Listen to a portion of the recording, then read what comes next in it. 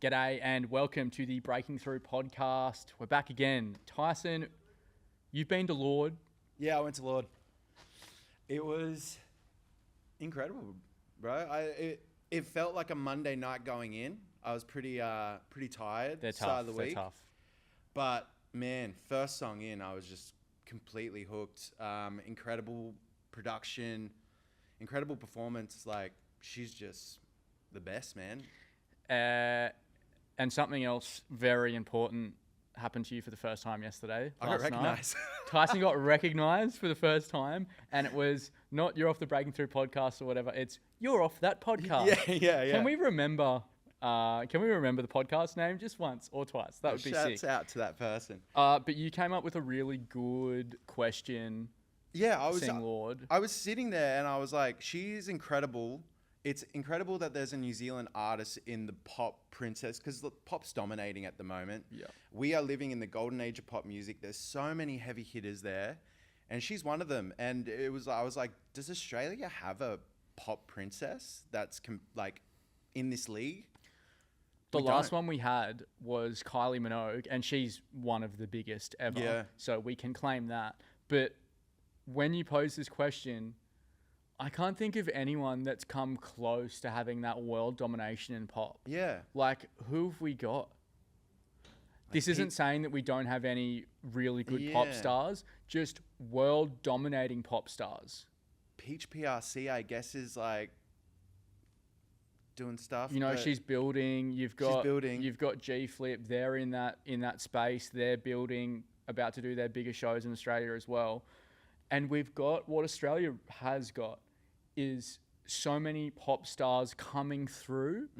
But for them to get to that next stage, we need to support them locally. Yeah. And also get them to the international stage. We've said it many a time on this pod already in our first couple episodes.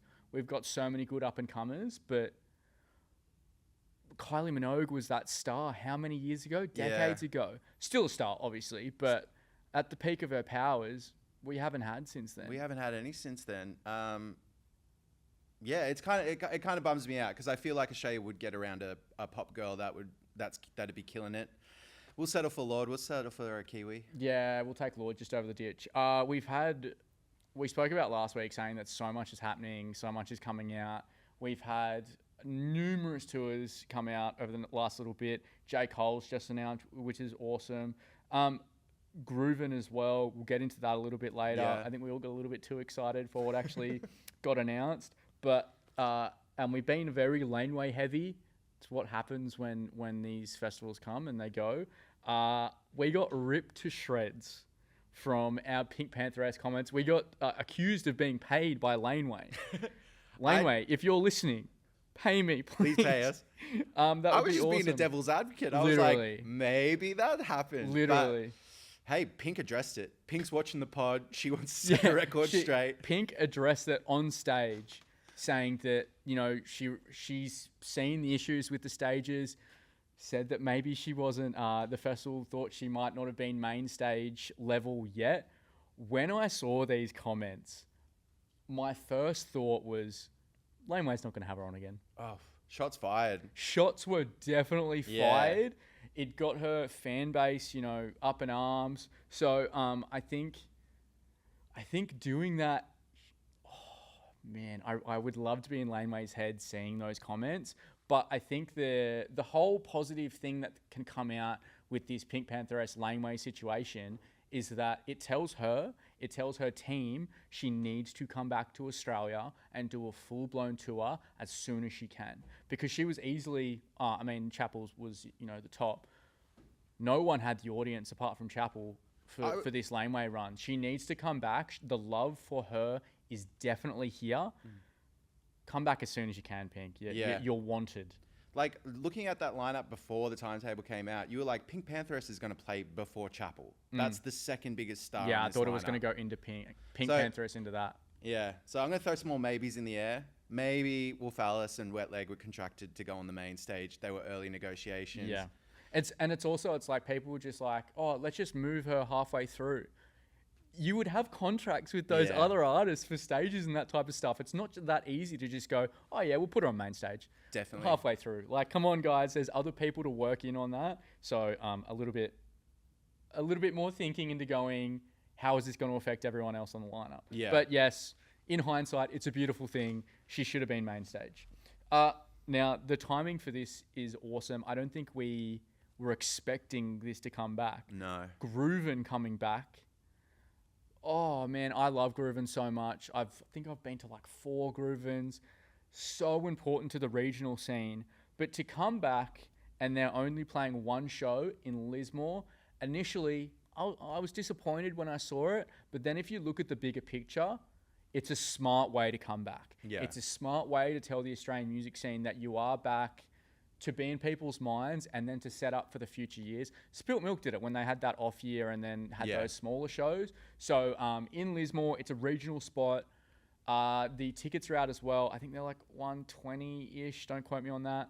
But yeah, awesome to see them back. I think at $120 for a ticket, it's probably going to be an Australia heavy lineup. I wouldn't expect too many internationals in there. Maybe, a fiddler comes back and does it. But I can see it being very Australian top heavy. Yeah, it's good to have it back. I'm interested to see how it goes. Usually, once something's gone, it's very hard to come back. Yeah, and it was always, is Grooven coming back? Is Splendor coming back? As, the whole time that they've been off. Grooven is so important. It's good to see them back in any capacity. But yeah, I think it'll be a semi-big Australian act to headline, and then maybe just get those internationals that are up and coming, want to get their foot in the door in the Australian market, and then do like a Melbourne and Sydney show or whatever as well as that run, which, I think just having it back, it sucks that it's not going everywhere. I'd love to go up to Sunny Coast and see it again. Maitland, I went to Maitland so many years. Yeah. So that would be cool. Hopefully next year. But yeah, good to have them put prices up straight away as well, nice. which I really liked. Another festival that's getting bigger, Fisher. Yeah, out to lunch. Out to lunch. It's interesting. I went last year, and to have a festival go, 2 days on the Gold Coast, semi-different lineups, no other festival was really doing that. So for them to come back and do, go across Australia now, I was a little disappointed because I loved having that difference in the Australian music scene for the festival scene. But a festival getting better, an Australian festival getting bigger, we can't ask for anything more. Exactly. It's good that Fisher's Australian too. We're not getting some international artists doing his own yearly festival. He's booked predominantly Australian artists on it. And it's always just like a big party with his people, those festivals. So I expect it to do well. Australia loves their dance festivals at the moment. Who knows how well it will do though? Is there Fisher burnout? I feel like I'm burnt out of Fisher. I cannot stand his buffoonery anymore. Nah, it's especially when he went to the NZ show and had his baby on stage, and the baby was dancing like someone was holding the baby up. It reminded me of the baby that went viral a couple of years ago on the snow that was dancing. Yeah. Reminded me of that. It was sick. I think I'll always enjoy a Fisher set. It's good fun, but we do get burnout. But I think if you're having a yearly festival and it's your festival, I think you've got to play. And you're always, what headliner are we going to book? Oh, I can play. Yeah. Like, that's fine. And if he just does that, maybe just for the first couple of years, and then, other headlines come in. I don't think he could get any other DJ at his level to play it, just being his brand. Do you think Dom Dollar would play Fisher's festival and headline it? I don't think so. I think Dom Dollar would probably be like, I'm just going to do my own festival. Not yet. Yeah. But depends how big it gets. Do you know Knotfest? How Slipknot didn't play one year, and I don't know, everyone was kind of like... Do they play every year? I can't remember. They played 2 out of the 3. Right, and now that's going every 2 years now as well. Yeah. So when they come back, I think they'll probably play. And if that's, if they do every 2 years, they're just going to play that every year. Yeah. Which is fine. Yeah. Because, if you see an act every 2 years, I think that's enough. I think that's good. For sure.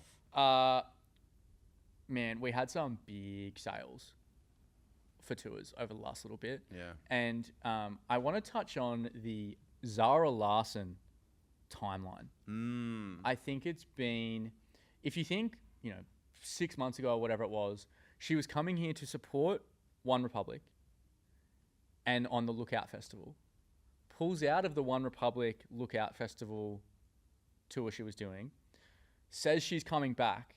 You know, her pulling out of those festivals and tours, people were devastated. People saying they were just going for her.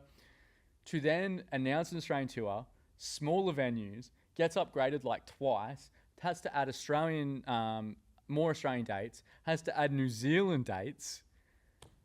The trajectory of Zara Larsson in Australia and New Zealand is crazy. It's undeniable. And it begs the question, does she have terrible booking agents? Because it's completely baffling to me, the amount of mistakes they made. Supporting One Republic? That would have been a sick show, though. Weird, though. Like, One Republic haven't been relevant in a long time. I'm surprised they still... I know they got fans, obviously. But that was a crazy thing to see, like, a star on the rise supporting, like, old dogs. Yeah, I think with Zara as well, like, as a promoter, you would want to, you would want to go smaller and have the ability to obviously grow. But if you put her straight in arenas and it doesn't sell, you're fucked. So Yeah. you obviously want to be on the safer side. But man, like some of her streaming cities, her biggest streaming cities are in Australia. Really? Yeah. So like she's having this resurgence. She's had this fan base for ages. But, I think this is her first Australian headline tour. Don't quote me on this. But like I think with some tours we thought would sell really well and then they haven't. I think I'm going to be on the promoter side and go, it's understandable. But man, I'd love to see her just come back, do as many shows as she can, because I can't remember a time recently where shows have sold this well so quickly. I think of Lewis Capaldi. I think that's probably, as far as I can think right now. But yeah, it's awesome to see. And she's doing videos on it. She's like, I love her personality on socials. I wish everyone did that. And her responding to comments going, we're trying to work on this, we're trying to work on that. It adds that connection to the fan, which I really love. And people will pay for that connection. Yeah, I think the way she's handled it has been really cool. She's gotten more hype over it just for the fact that they booked her in smaller venues. Like, she's been able to pump out content. Hey, we're adding another show. It's kind of annoying, I guess, that she had a New Zealand show after, I'm sure a lot of New Zealand fans probably paid for some tickets to come over here. Yeah, and I think the reason she's doing a New Zealand show is because everyone was telling her, you need to do a New Zealand show, and she listened. Yeah. They had the wait list up last week, and to turn it around that quick, man, again, got to commend Zara for doing that and her team for doing that. And I think it's going to be a tour where she's not going to forget the amount of fans she has here. Yeah. To see Zara Larsson for $120, well, that's what, GA was. I don't know how it's going to change on the arena tours for that GA. But, man, I think the love for Zara is obvious and everyone can see it. She got out of the Kia asylum, so congrats, Zara. Yeah. Talking about content creation and, connecting with your fans, what do you think about artists having to be content creators to have successful careers? I think you have to do it. I think it's like a given now because the labels and the management services and stuff, they're more looking at, are you visible? Like, do you have followers? It's not really about the music anymore. It's kind of secondary. It's more about your following. Are you able to create a world with your artistry that people can latch onto and have something to... It's more important than making music now, which is weird to say, but it's true. about creating community.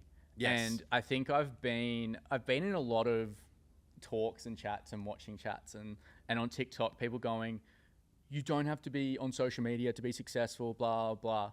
When you're starting out and you don't have the connections you need to get to those places, you need to be on social media. Yeah. You need to show what personality you are to your fans. With maybe 10 years ago, you wouldn't have to. But the way that social media works with how we view brands, we want them to think like us. If they don't think like us, like how many brands get ripped to shreds for following Trump? Yes. The artists are the same. So it's not about the music anymore. I need to know what you are like as a person. I need to connect with you as a person. That makes me feel your music so much more. Yeah. And it's also a great way to find it. If I'm an Australian act, there's obviously that's tough to do. Being in front of a camera is tough to do. Hearing your talking voice for the first couple videos is disgusting. Yeah. And it sucks. But once you get past that stage, there's some bands that I think have fast tracked their rise with just posting on social media consistently. And like they're not doing it perfectly, but all it takes is one video to have your music on it, your face to it, and it does well. You've just got to have that drive for social media. And I know it's tough. I know it's annoying if you don't like doing it. But man, there's so many things in our jobs that we don't like doing. It's just part of it now. Yeah. Which sucks. I wish everything was perfect, but it's not. In this social media age, you have to be a content creator to some standpoint. Yeah. You got to be talking to your fans as well. Parasocial relationships equal ticket sales. They equal merch sales. It's the only play that you've got at the moment. It's the only way to get noticed. It's the only way to build an audience. You know a Gold Coast artist that I really like, Lyric. So involved with her fans. Yeah. And that's how she's been able to create this really loyal fan base that she's building in Australia and overseas. That's the game now. You know what I mean? I think other artists and bands that do it really well, Midriff, Yes.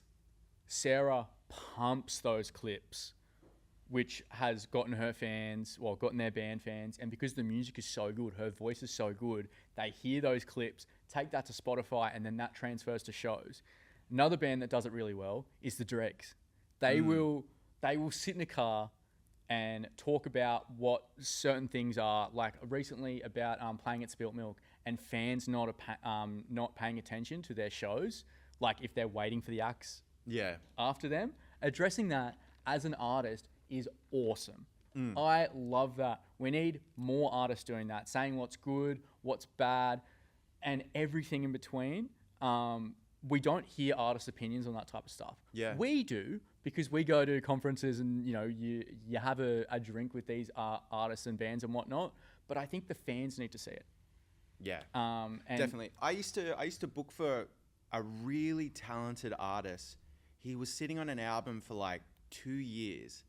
Never liked going on social media, and it was just a plateau. And he was so talented, man. The music was so good, and it was frustrating, kind of being in that work environment with him. It doesn't matter how talented you are. You could go and write Wonderwall unless you're on social media. You need the eyes looking at it. Yeah. And like, it just sucks that that's the point that we've gotten to, but we've got to use the tools that we have. Yeah. And just talking to your camera. It's your phone is the most powerful tool you have. It can save you so much money that you would have spent 10 years ago on promo, on A&R. Like, that's the tool, and that's what you've got, and it's the best tool out there.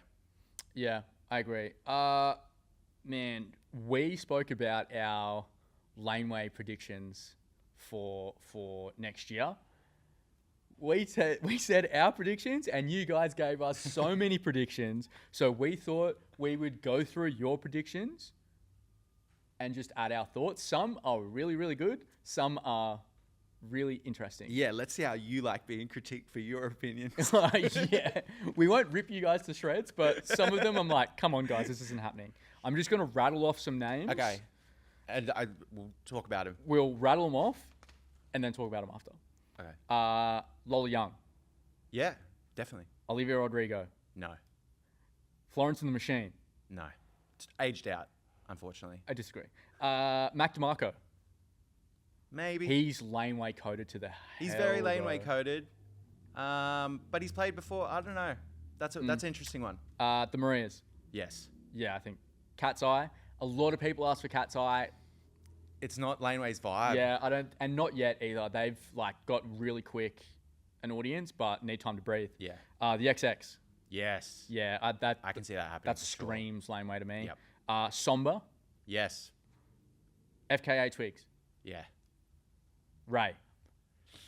Been on it before. I think we said. I think Spilt they might Milk. want to change what they're doing, but I can see her. I think this is going to be a big year for her. But yeah, maybe. Ethel Kane. Maybe. That's right up Laneway's alley. She's here like next week, I think. Yeah. But seems very up their alley, and I feel like she could come back for a fest. One of those acts where it's like it's got Laneway written all over it because she's on the come up. She'd be on Laneway's radar for sure. I can't believe they haven't gotten her yet. Okay, what ones are in there are your favorites? Hold up, we're not done. Okay, we're not done. Tate McRae? No. I don't think so either. I think I would love to see a festival set from her, but I think Tour will be getting. Fontaine's DC. Maybe if they got a new album. 21 Pilots. Nah. This one's interesting though. Okay. Troye Sivan. Ooh. New album. I can definitely see that. Now out of this, I got one more that I want to throw in. Gracie Abrams. I mean, she did play arenas last time she was here. That's an interesting one. I did see that a few times. I don't think so. But if it depends what route they go. Yeah. If they're sticking with the pop girly route, yeah, I agree. What are the favourites out of there? These are mine. I think out of these names, would love to see them, can see them doing it. Lola Young, I really like that. Somber, I don't know if he would come back after playing a festival. Would love to see him. His rise though, like where's he going to be in 12 months? New music coming out, so Yeah. it's obviously leading to another project. I can definitely see that happening. Yeah, and Troye Sivan. I think those acts, very Laneway. I think Troye Sivan as well, supporting Australian acts.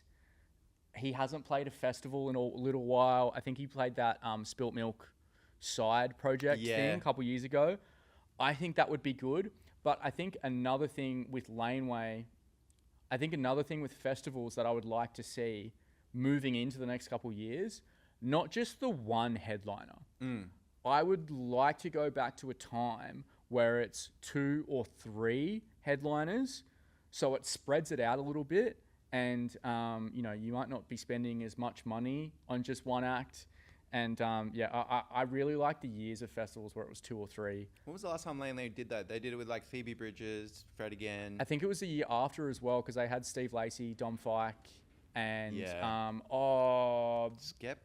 No, what's his name? I can't remember, but I'll get ripped to shreds in the comments for that.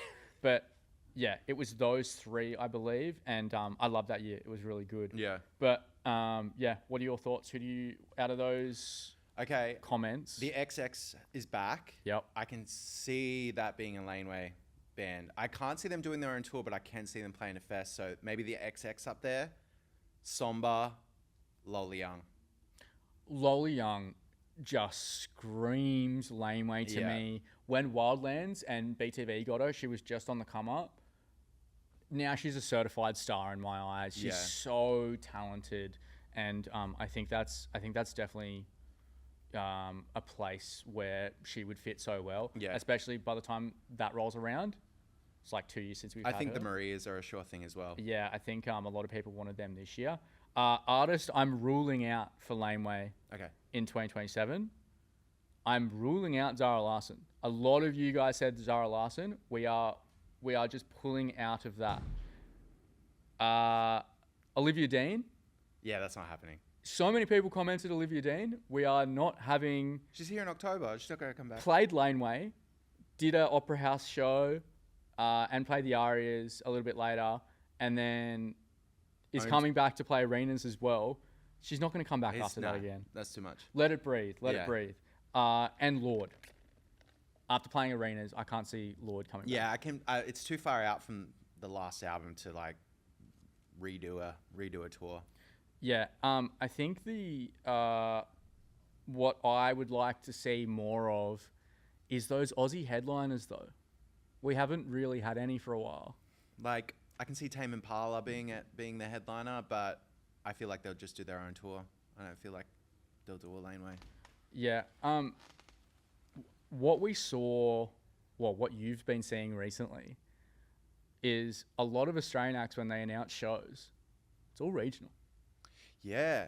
I feel like international artists are kind of dominating the ticket sales in the cities, and Australian artists have been kind of forced to do regional tours because everyone's doing one at the moment. They're all going to Ballarat. They're all going to Sunshine Coast. It's because these regional cities usually never see any shows come through, but now they've got big, like Jet just announced one. Did say that, yeah. Now they're getting bigger artists out there. So I guess we'll see how it goes.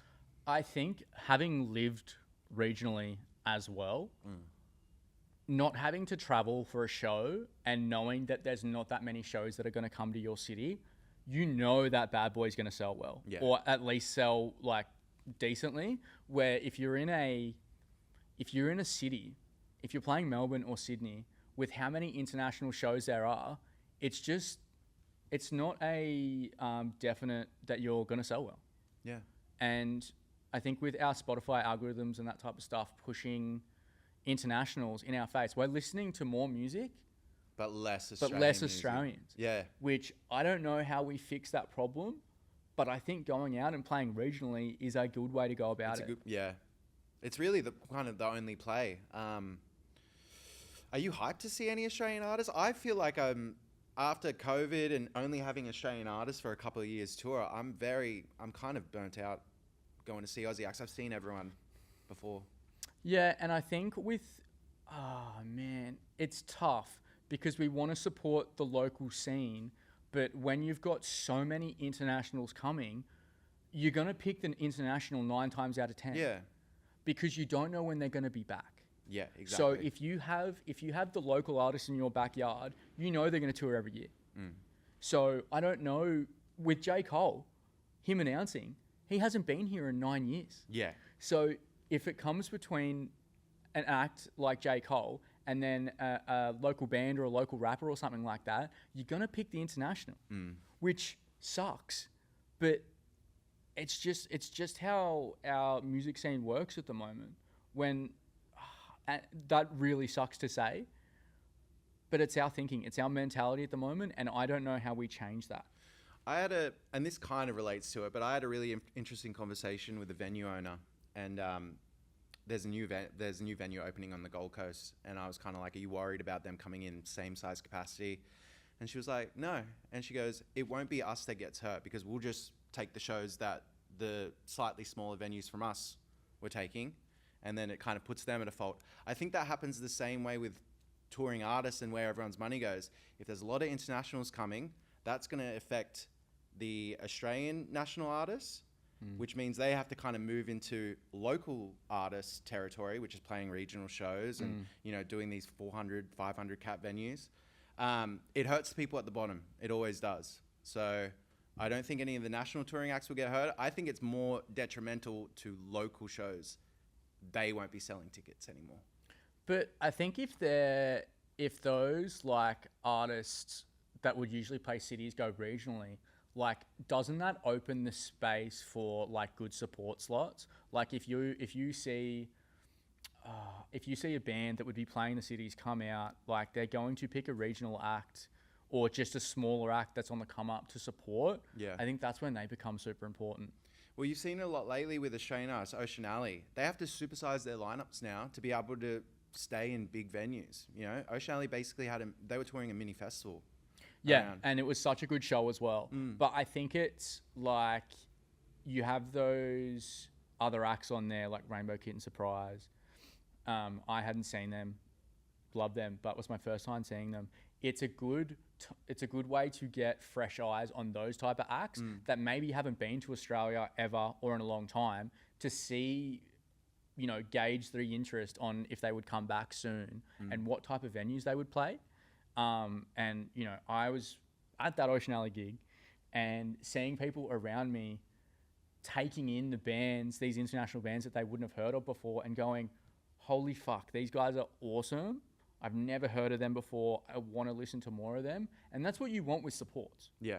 Just how many times do you have incredible international supports? Yeah. I think that's a thing for national touring bands now is to like really focus on bringing a good show. If you're going to do 3 bands, make sure those 3 bands hype. Like they're getting hype. Make sure your lineups are good. Make sure your ticket prices are fair. I mean, yeah, the international tours are great, but it is going to affect. The effects would trickle down. Those Ocean Alley regional shows as well, they had good smaller supports as well, like good Australian smaller supports. So like midriffs got on that. Yeah, right. So like good for those regional shows and those smaller acts. Speaking on festival lineups though, thinking about Groovin, it got me thinking when they cancelled. I think a major reason why they cancelled was because if you look at that past Groovin lineup, it was all in alphabetical order. So I couldn't tell who the headliner was. So what I'd love festivals to go back to doing, which I think some are doing it in a different way, can we stop putting festival lineups in alphabetical order? Bookers around Australia are screaming at their phone at you right now. I hate how it's alphabetical order. I want best to smallest because I only get to look at a lineup once for the first time. Dude, the politics behind the scenes for stuff like that is stupid. You promoters and bookers would just be fighting. My band deserves to be higher than that band. We have this data. It's a shit show, and I've dealt with it before. It's just politics, man. But you wouldn't believe the politics that go on behind the scenes. But then you have problems like that where it's like I can't tell who a clear headliner is. If I have to think about that, that's not a good indication. If you tell me that is the clear headliner, they're the sub-headliners, I don't mind if you have like sections of like A to Z for, you know, one, like the big group, the mid group, the small group. I don't mind that. But man, I want to see the biggest names first on this lineup. And then, you know, you go a little bit further down and you go, oh shit, I haven't seen them before. Oh, that's such a good sneaky addition, blah, blah, blah. Just give me the biggest acts first and then we can work our way down. Yeah. I like how Laneway did it this year, how it was Chapel up top and then everything else was alphabetical, but bigger fonts for bigger artists. Yeah, I mean, but then your eyes go directly to those bigger fonts, don't they? So you're going like up, down, up, down, up, down, up, down, which, yeah, I didn't mind it, but man, just give me a lineup from top to bottom, biggest to smallest. It sometimes hides how shit your lineup is sometimes if you do it in alphabetical order as well. Yeah, I agree. But if you're telling me that these are the headliners, these are the mid acts, I don't have to figure it out. Yeah, and that was the thing with Groovin the last time they did it.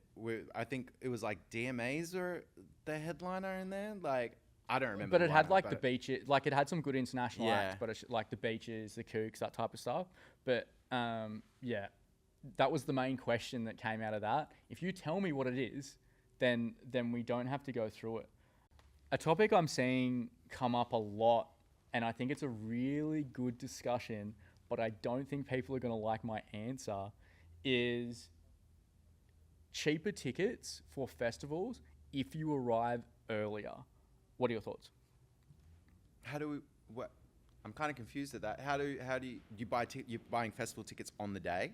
No. So if you buy a ticket, you have to arrive at a festival by a certain time. Whoa. Nah, we hate rules, bro. Australians hate rules. So I think this would be hard to enforce. Yeah. Like if you bought a ticket, your ticket would say you had to be there before, I don't know, 2:30 or something. But I think with how expensive it is to drink in this country, prees is so important to getting on a good vibe and making sure you're having a good time. Drinks are expensive at festivals. We know that. You would have to reduce the ticket price by, I think, 20%. Yeah. To get people interested, where I can't see festivals dropping that price by more than 10%. And I think the punters that would go for this type of deal would be the punters that are already going early. So I think it's good in theory, and I like that we're thinking outside the box a little bit, but I just don't think it's a valid option. Yeah, it's fun to imagine. Let's just leave it at that. Yeah, it's fun to imagine. If you went, we'll knock $100 off if you come 2 hours early. Yes. Yeah. I love that idea, but I just don't think it happens. No. Unfortunately. yeah, unfortunately not happening. But a big week from tours and festivals this week.